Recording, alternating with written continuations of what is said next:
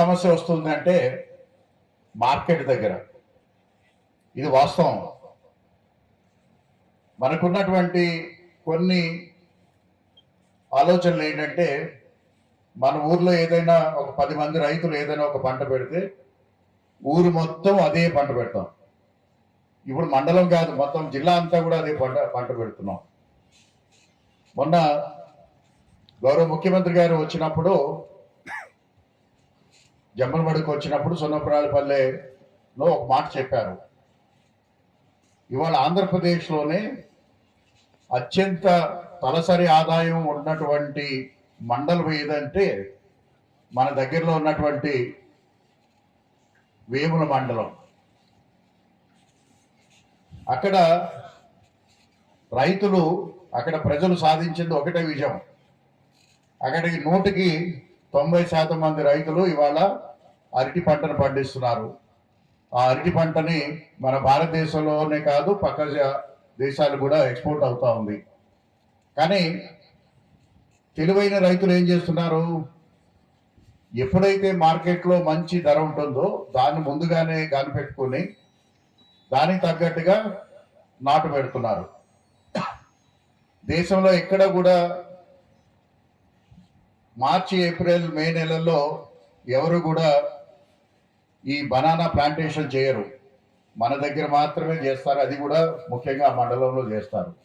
దానివల్ల ఏమవుతుంది, మనకి పంట వచ్చే కాలం మనకి డిసెంబరు, జనవరి, ఫిబ్రవరిలోకి వస్తుంది, ఇంకా నవంబరు. ఆ సమయంలో మన దేశంలో ఉన్నటువంటి మిగతా బనానా పండించే పంట ఎక్కడ కూడా అందుబాటులో ఉండదు. కేవలం మన రాయలసీమలో, మన కడప నుంచి మాత్రమే బనానా ఉంటుంది. సో ఆ సమయంలో పంట పెట్టినటువంటి రైతులకి అదే ఎంత పండించావు అనేది పక్కన పెడితే 30 టన్నులు పండించినా, 40 టన్నులు పండించినా యావరేజ్న హైయెస్ట్ ప్రైస్ వస్తూ ఉంది. ఇవాళ మనం పండించడంలో రారాజులుగా ఉన్నాం, కానీ మార్కెటింగ్లో మాత్రం ఇంకా ఓనమాల్లోనే ఉన్నాం. ఇవాళ బారామతి నుంచి మనకి సైంటిస్టులు వచ్చారు. మీరందరినీ నేను కోరేది ఒకటి ఏంటంటే, రాజశేఖర రెడ్డి గారిని కూడా, ఉత్సాహమైనటువంటి రైతుల్ని ఖచ్చితంగా మహారాష్ట్ర తీసుకువెళ్ళి వాళ్ళు పండించే విధానం ఒక ఎత్తు అయితే, వాళ్ళకన్నా మన రైతులు బాగా పండిస్తారు.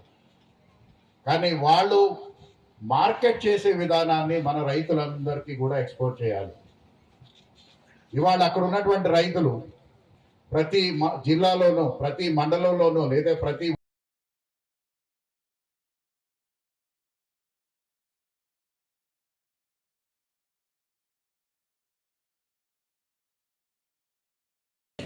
కలెక్టర్ గారు, చెరుకు శ్రీధర్ గారు మరియు అమలాపురం శాసనసభ్యులు శ్రీ గుత్తా చైతన్య రెడ్డి గారు రావడం జరిగింది. వారి సమక్షంలో కేవీకే, బారామతి సైంటిస్టులు మరియు ఆర్ఎం కిసాన్ సెంటర్ మధ్య టెక్నాలజీ షేరింగ్ ఎంఓయూ చేసుకోవడం జరిగింది. ఇక్కడ ఆర్ఎం కిసాన్ సెంటర్ని రాయలసీమలో హార్టికల్చర్ హబ్గా డెవలప్ చేయడానికి రైతులకి ఓఎన్బిఏ విధానంలో పంటలు ఎలా పండించుకోవాలి, పండించిన పంటని ఎలా మార్కెట్ చేసుకోవాలి, తర్వాత తక్కువ పెట్టుబడితో ఎక్కువ లాభాలు ఎలా సాధించాలి అన్న ట్రైనింగ్ ప్రోగ్రామ్ నడుస్తుంటుంది. అది కాకుండా కొత్తగా రైతులకి పాలీ హౌస్లో, అంటే నేల లేకుండా హైడ్రోపోనిక్స్ కానీ, ఏరోపోనిక్స్ కానీ, గ్రో బ్యాగ్స్లో కానీ పంటలు ఎలా పండించాలి, ఇవన్నీ కూడా నేర్పించడం కోసం, ఆ సాంకేతికతను రైతులకి పరిచయం చేయడం కోసం కేవీకే బారామతితో సాంకేతిక ఒప్పందం చూసుకుంటాం. తర్వాత అనిమల్ హస్బెండరీ కానీ, హనీబీ టేక్ కేరింగ్ కానీ, తర్వాత ఫిషరీస్ కానీ అన్నీ ఇంట్రడ్యూస్ చేయబోతున్నాము. ఒక 2-3 సంవత్సరాల్లో పూర్తి స్థాయిలో వాటన్నింటినీ ఇక్కడ ఏర్పాటు చేసి ఇక్కడ రైతాంగానికి, తెలుగు రైతులకి అందరికీ ఈ టెక్నాలజీని పరిచయం చేయాలన్న ఉద్దేశంతో ఈ ఎంఓయూ చేసుకోవడం జరిగింది. చాలా భారీ ఎత్తున ఇక్కడికి రైతులు ఇచ్చేయడం జరిగింది. ఇక్కడ నుంచి ఆర్ఎం కిసాన్ సెంటర్ ఇంకొక ఎత్తుకు వెళ్తుంది. అంతర్జాతీయంగా గుర్తింపు సాధించడమే ఈ ఆర్ఎం కిసాన్ సెంటర్ యొక్క ధ్యేయము. ప్రపంచవ్యాప్తంగా ఉన్న టెక్నాలజీని రైతులకు పరిచయం చేయడమే ఆర్ఎం కిసాన్ యొక్క ధ్యేయం. దీన్ని ప్రతి ఒక్కరూ వినియోగించుకొని నేలను కాపాడుకుంటూ అధిక దిగుబడులు సాధించుకోవడానికి ఆర్ఎం కిసాన్ సెంటర్కి ఇచ్చేస్తారని భావిస్తున్నాను. Thank you.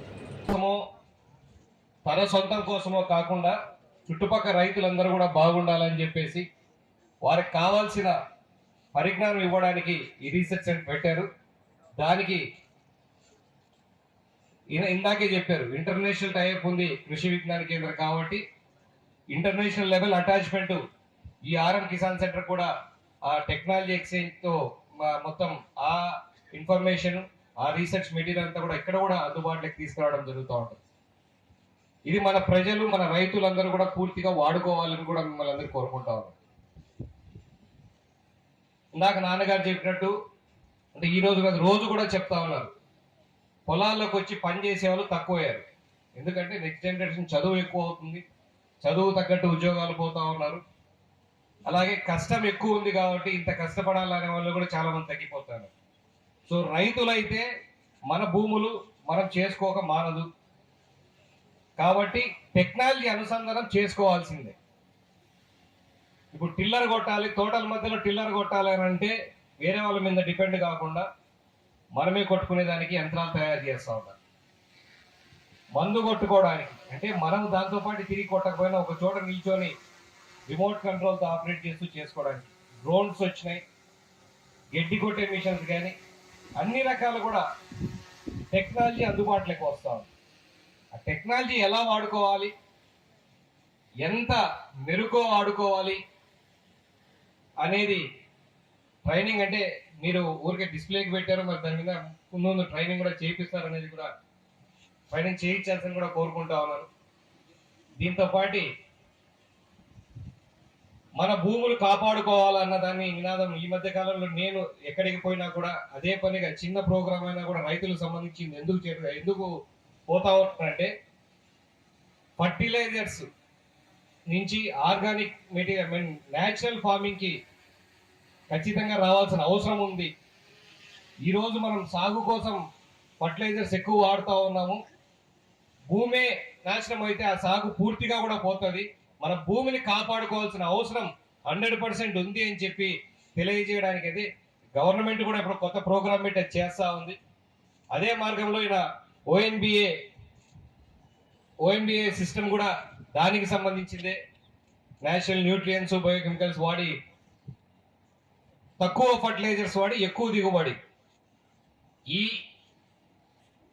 ఏవైతే టెక్నాలజీస్ ఉన్నాయో ఏవైతే టెక్నిక్స్ ఉన్నాయో ఇవన్నీ కూడా మనం రైతులందరం కూడా ఇప్పుడు అప్డేట్ అయ్యి అవన్నీ కూడా ఫాలో కావాలని చెప్పి కోరుకుంటా ఉన్నాను. ఇందాక నాన్నగారు చెప్పినట్లు చంద్రబాబు నాయుడు గారు గవర్నమెంట్ వచ్చిన తర్వాత సెంట్రల్ గవర్నమెంట్తో మాట్లాడి రాయలసీమ మొత్తంని ప్రకాశం, ఒంగోలు, మార్కాపురం కూడా కలుపుకొని నెల్లూరు కలుపుకొని రాయలసీమ హార్టికల్చర్ హబ్ కింద ప్రమోట్ చేస్తా ఉన్నాం.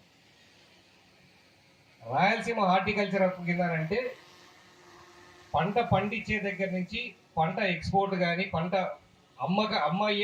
అమ్మకానికి పోయేంత వరకు కూడా రైతుకు కావాల్సిన అన్ని సౌకర్యాలు, దాంట్లో ఇరిగేషన్ ప్రాజెక్ట్స్ వస్తాయి, రోడ్స్ వస్తాయి, కనెక్టింగ్ రోడ్స్, ఇండివిజువల్గా కోల్డ్ స్టోరేజెస్ అంటే ఒకటే కోల్డ్ స్టోరేజ్ అందరూ ఇంత ముందులాగా పెట్టేసి వాళ్ళకి అడిగి మనం రెంట్లు కట్టి చేయకోకుండా ప్రతి రైతుకు సబ్సిడీ రేట్లలో కోల్డ్ స్టోరేజ్లు చిన్న పొలాలకు తగ్గట్టుగా కోల్డ్ స్టోరేజ్లు ఇవ్వడం కానీ, గోడౌన్స్ కానీ, దీనికి అన్నిటి కూడా దానికి ఏమేమి కావాలో ఒక హార్టికల్చర్కి సంబంధించి రైతుకి ఏమేమి కావాలో అన్ని ఫెసిలిటీస్ ఎక్కడికక్కడ ఏర్పాటు చేసేటట్లుగా. ఇవన్నీ మీరు అక్కడికి పోండి, జిల్లా హెడ్ క్వార్టర్స్ లో పెట్టుకోండి, లేదంటే ఇంకో సెంటర్ పెడతాం అనేది కాకుండా ఎక్కడికక్కడ అందుబాటులో ఉండేటట్లుగా చేయడానికి ఈ ముఖ్య ఉద్దేశం గవర్నమెంట్ చేస్తూ ఉంది.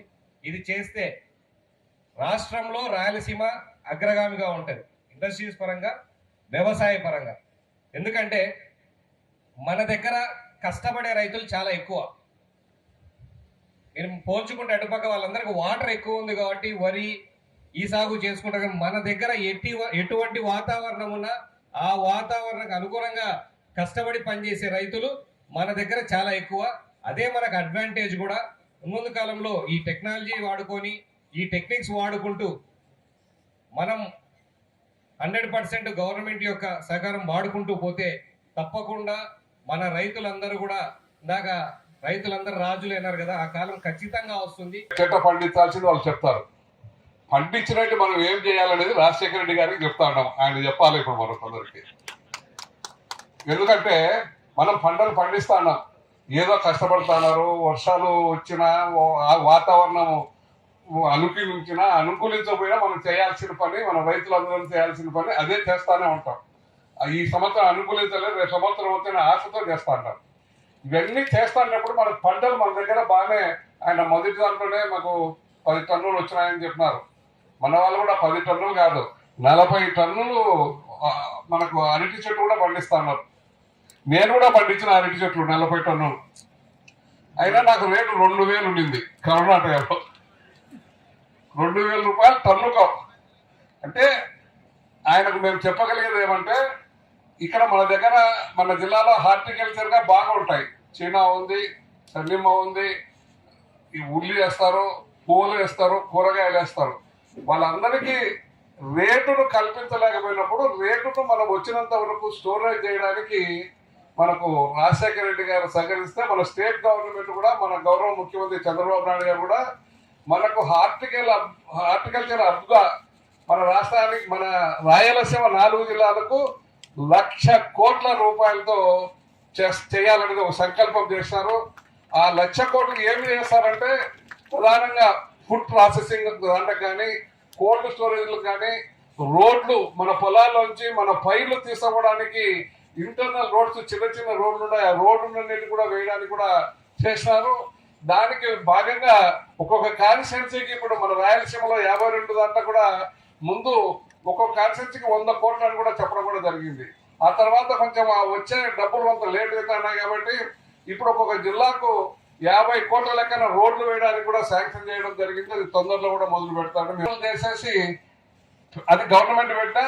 ప్రధానంగా రాజశేఖర రెడ్డి చేయాల్సిందేమంటే, మనకు ఎక్స్పోర్ట్ ఇవ్వడానికి ఏమేమి చేయాలో చేసేదానికి ఆయన సహకారం ఉంటే, నేను కూడా పెట్టుబడి పెట్టి మీతో పాటు వ్యాపారం చేయడానికి సిద్ధంగా ఉంటే ఎన్ని కోట్లైనా.